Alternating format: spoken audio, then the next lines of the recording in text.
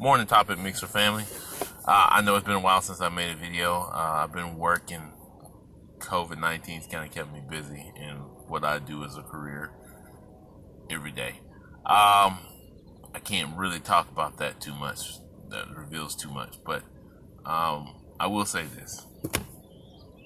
There's a lot going on right now. COVID-19 is out there, and a lot of y'all got those stimulus checks, and I know y'all happy about that. Uh, Hope you're spending that money wisely. It's $1,200. $1,200 can go so far. Some of y'all are probably investing that money. Good thing. I know some of your pastors are asking you to give them a few dollars. You're probably not doing that. However you feel about that, that's fine. At the same time, make sure you're investing that money in yourself, saving some of that money, putting it back, because this could be a long ride. Now, to get into the meat of things, let's start from A to Z. There's a lot going on, especially lately in the media with this COVID-19. One thing that's going on is people are getting cabin fever. And our president is happy about that. So he said, hey, rebel. But he's only saying rebel in the states that of the governors that have criticized him, by the way. I don't know if you noticed that, like Minnesota, Michigan, I think Virginia too.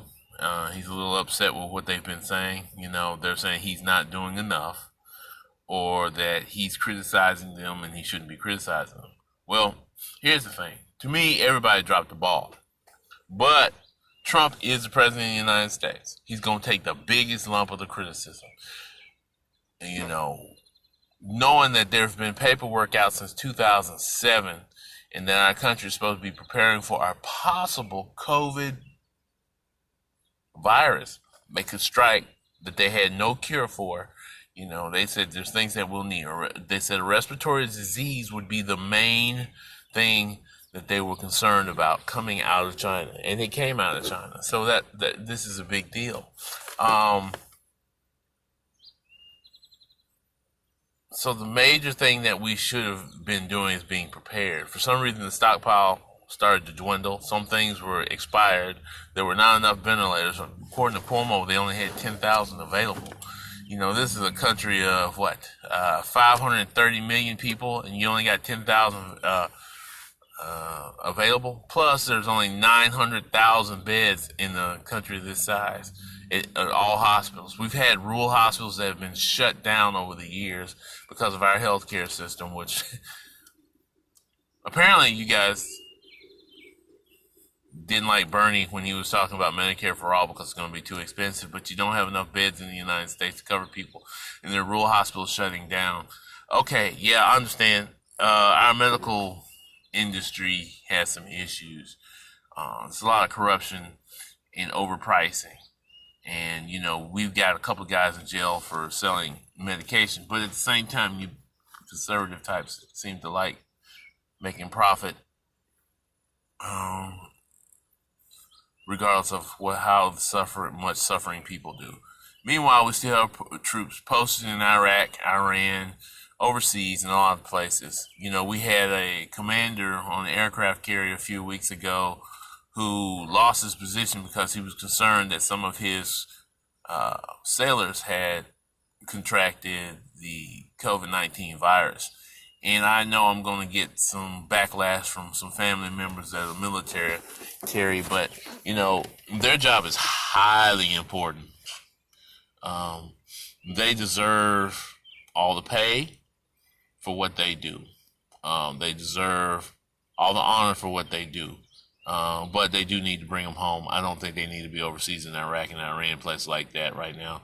Iraq, they're not in Iran. Or even in Africa, because they're all over Africa. They're still in Somalia, by the way. But the concern, again, is COVID-19. There are people catching COVID-19 in all sorts of different fields. The military, and our poor folks working in the hospital, they're on the front line. They're the most likely to catch the disease if something were to happen. And all I can say is, man, it's scary. I mean, what else can I say? It's scary. I have to do my job every day, regardless. I have to, I ain't gonna say I'm on the front lines, but I support the front lines. So what I do every day still puts me in contact with things. Um, puts me in contact with things. Sorry, I got messages coming in while I'm talking to you guys. Um, from my perspective, the thing is we have to find a way to be patient. That's all I can say. I know it's harder for folks who are at home every day. My wife is at home every day, and I feel her pain. So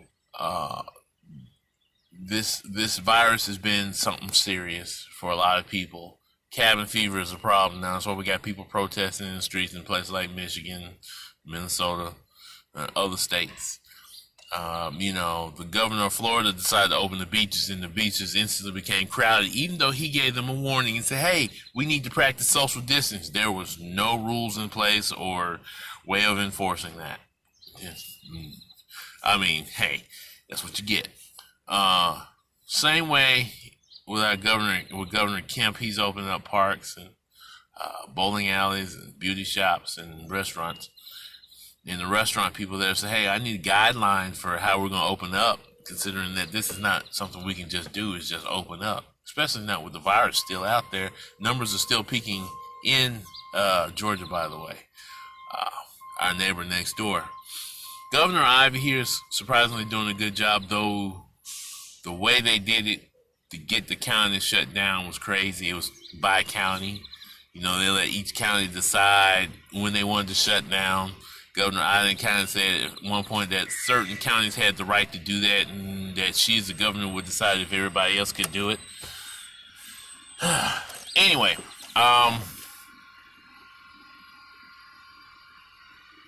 so far the numbers this week have been going up here. I think it was 4,000 cases at the beginning of the week, and the deaths have kind of leveled off, thank God. But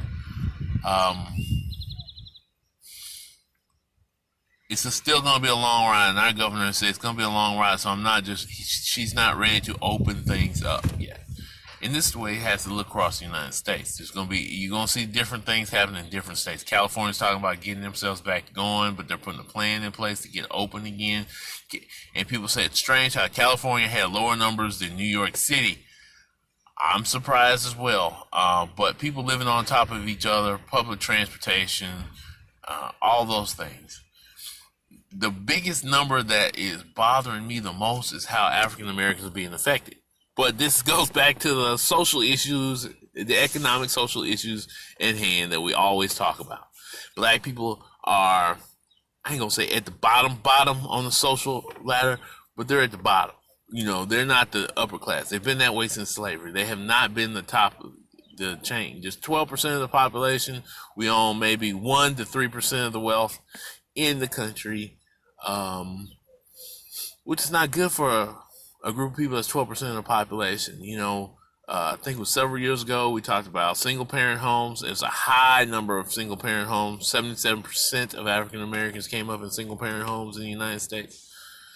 And I know it's going to be some people criticizing what I just said about that, but it has an economic impact. We have a high number of black men incarcerated. We have the lowest number of we take the lowest jobs. We have a high percentage of people working at Walmart, at fast food restaurants, especially our younger people. Some of our older, people get their degrees and they're working in nursing and places like that. But we work in the service industry, a lot of service industry jobs. So healthcare is a big concern. A lot of them don't have the proper insurance. They don't eat proper nutrition. They have a high number of diabetes and heart failure. And, I hate making us a stereotype, because that's what it sounds like I'm doing. I'm making us a stereotype. But I'm saying all this to say our social economic status has always been the issue. And we always hear about, we're going to study, see how we can fix this study. It's not that. It's not a study that will fix that. I know I'm ranting and raving. I've been ranting and raving for a few minutes, but it's not a study that fixes that. It's right there in your face. You know what you need to do. Racism has been a problem for years. Economic racism, especially. Social racism to a certain degree, too, as well. Uh, but we're at the bottom of the totem pole. And that's got to change. That's the only way that's going to change. Look at what's happening overseas right now with black people, too, bringing up black people. China has decided that not China, the government, but the people have decided that black people are to blame for the reason why they're getting the disease. So Africa still has a lower number of COVID-19 cases than anywhere in the world. Somehow black people are the reason why the Chinese are getting the disease. Now, this comes from something that's traditional with Chinese. You blame other people for why a disease outbreak happens in your country. And that comes from back from colonial days when the Europeans brought smallpox and other things like that to China. And other diseases with them. But at the same time, it's not always the foreigner's fault. Sometimes it's what you do, like those wet markets where they had animals living on top of each other, living animals. We're not even talking about like butchered animals. We're talking about living animals that they were using, including wild animals. Wild animals mixed with chickens, goats, sheep, and hogs, along with foxes, deer, bats. I believe it was bat soup that messed things up from what they're saying. I don't know if that's true or not. But the Chinese have blamed two different groups of people. First, they blamed the U.S. military, saying that we put some kind of disease over there. Secondly, they blamed the Africans, saying Africans brought the disease. So now they're kicking them out of restaurants. That's why McDonald's had to make an apology the other day, because there's a video of one of their employees telling black people they couldn't come in a restaurant and to talk to the Chinese government. And I hear it's going on all over China. China's not a great place. It's not a place of freedom. It's communist in the first place. It's not a place for black people. The racism is real. You know, we always talk about here where we got to treat Chinese people better, and we try to treat them better. We talked about that, and I still don't want people to mistreat the Chinese. You know, if you want to eat Chinese food, but boycotts are going on. People in Africa, countries in Africa are deciding to kick out Chinese nationals, which that's another issue altogether. But that's a good idea for them to do that. That's their thing, and they should do that because it's wrong what's going on in China right now. Okay? What's going on in China right now is wrong. Back here in the United States, our president, and everybody says I suffer from Trump derangement syndrome, or at least the conservatives do. But I remember when the conservatives had Obama derangement syndrome and were going nuts, protesting in the streets. It's called a Tea Party, but they seem to forget that. They said, "Oh, I loved him." No, you didn't love him.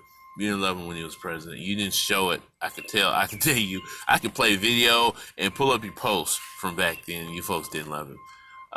So Trump derangement syndrome. Let's see. This is a man who's filled the courts with conservatives who have been fighting against education, voting rights, affirmative action, women's rights. All kinds of things have been vetted through the courts that people don't like.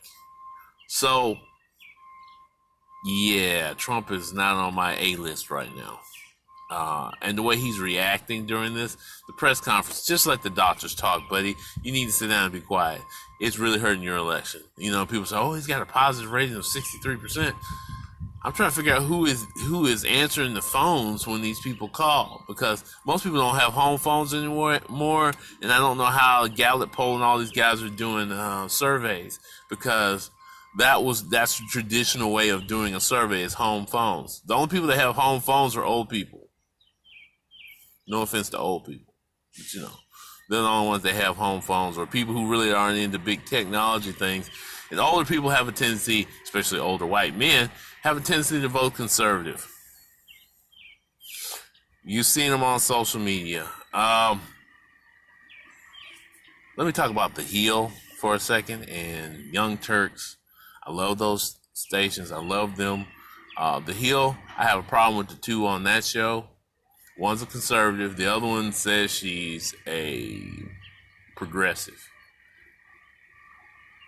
Something I want to say about people saying they won't vote for Biden. See, black people are different than you are. Your situation is different than ours. There's a no lose situation for you as a white person. For me, as a black person, if I make the wrong decision, it could be fatal. So that's why I was a big push for Bernie, but I'm going to vote for Biden in this election. I can't let Trump continue doing the things he's doing. I have to vote for what I think will be better than that. And I hate this lesser than two evil thing, but that's how I'm going to vote. For you guys, if y'all don't want to vote for Biden, that's fine. You feel like he's not capable of being president, that's fine, because as a white person, this society will always honor you, and you will be perfectly fine regardless of who's president. There might be some things you don't like, but it's not life or death for you. You're an educated white person, probably paying student loan debts. You have a better chance than I do in that regard. So, on that point, that's why I'm saying, that's why I'm pulling for Biden. Now, some of y'all probably are pulling for,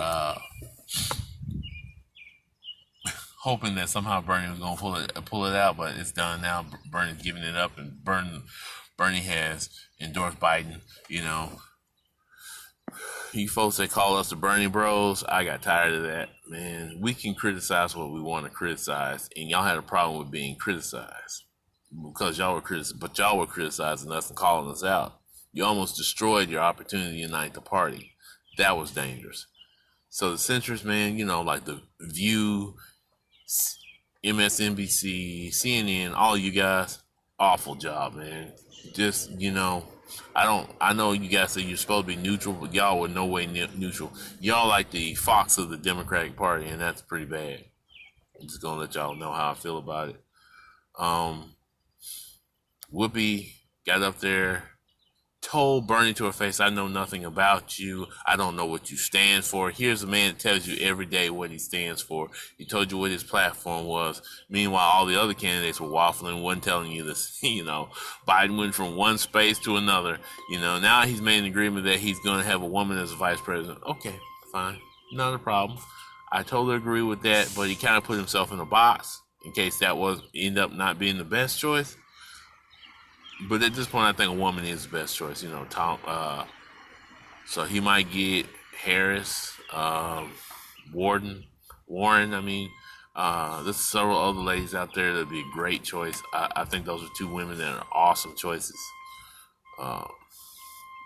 Harris has some issues, but still, I think that would be a great choice. So we'll see how that goes. I've been ranting and raving for a while now, so I'm gonna let that go.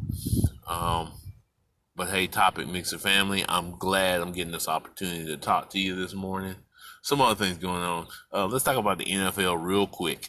I need to do a whole nother video on that. Tom Brady is with the Tampa Bay Buccaneers, and I know y'all already know this, and it's been going on for a while, but he's going to be their quarterback, man. The man's 43 years old. Says he wants to play till he's 47. I think I've known one other quarterback that's played like 45, 46 maybe in the NFL. That'll be something if he makes it that long. Gronkowski came back. I saw that today where it looks like that somebody's trading Gronkowski for 2 first-round picks. He's still in the league. I thought he had retired. I don't know. But anyway, a lot's going on there in the NFL. Tom Brady's away from the Patriots. I'm not a big fan of the Patriots. I'm a NFC, South guy all the way. Apologize about that. NFC South guy all the way. I'm hoping the Saints have a good year. That's another old Drew Brees is another old quarterback, and he lost his best backup now that he's going to be a starter somewhere else. Tom Brady being in there, I wasn't a big fan of the Patriots, like I said. I was getting tired of this championship run, the yada, yada, yada. But I never was a Patriots fan. I've always been a Saints fan or a Green Bay Packers fan. Even though NFC South is my big thing, so I like to see Atlanta win the championship at some point. Tampa Bay's won it, so Saints have won it. I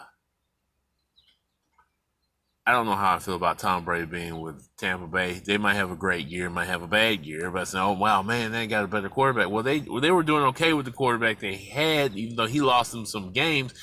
He was putting up some numbers. He threw a lot of interceptions, was putting up a lot of numbers, kind of like Warren Moon. Put up a lot of numbers, throw a lot of interceptions, but he won games. So there's a difference between the two. Jameis Winston was okay. He just had to he got to get his head in the game. Wherever he goes now, I need to do a little bit more research on that in the NFL, but we'll see how they go. Talking about sports in general, I hope football makes it, but there's a big chance that there will not be a season. I've been talking for a while now. I'm going to let that go. But again, Topic Mixer family, if you have any comments about anything I said, please comment below. I want to say that Governor Cuomo up in New York is doing a good job also. I think most of the governors are doing a great job. But the president's wrong for saying that it's up to the governors. It's his responsibility too. He's the leader of the United States of the free world. He shouldn't be going against the World Health Organization the way he's going. There's some things about the World Health Organization that's not right, but the way he's going against it, he told a blatant lie. They told him they wanted to give him testing. They warned him about what's going to happen, but now he's trying to blame them for what he decided not to do. All I can say is this: it's going to be up to us as individuals to get this right. And the United States has a bad habit. We remember World War II. We weren't prepared for that. World War I, to a certain degree, we sent troops over there and they weren't prepared for that. But they learned their lesson as things went along. That's how the United States works. We're people who can change things. We're people who know how to adapt to situations very well. Our freedom of thought, our freedom of movement, we do very well. Let's do this. Let's not be in fear. Let's hope that things get better. Let's be about the facts. More about the facts, not about fiction. Let's not go with stupid things like, when they were saying black people couldn't get the coronavirus. Let's not be people who say, hey, blame a certain group for it. Let's find out what the real deal is, and let's get through this thing so we can get back to life. Like I said, we got to plan things. Life is going to get better. It's going to open up. God is real for me, and I hope you're praying, people, and I hope you pray, because this is all going to end at some point. Now, I've been ranting and raving for a while. I hope you get a chance to watch the videos. A lot of y'all probably won't, but I hope you do. Y'all have a wonderful day. I got to get to work. That's going to be next. Long day. Love you, folks. If you would, make sure you hit the like button before. And if you've never subscribed, please subscribe to this page. Love to have you as a member of ours. Also, find me on Facebook at Big Al's Topic Mixer. We have some wonderful discussions there, some arguments too. But talk to you later. Peace.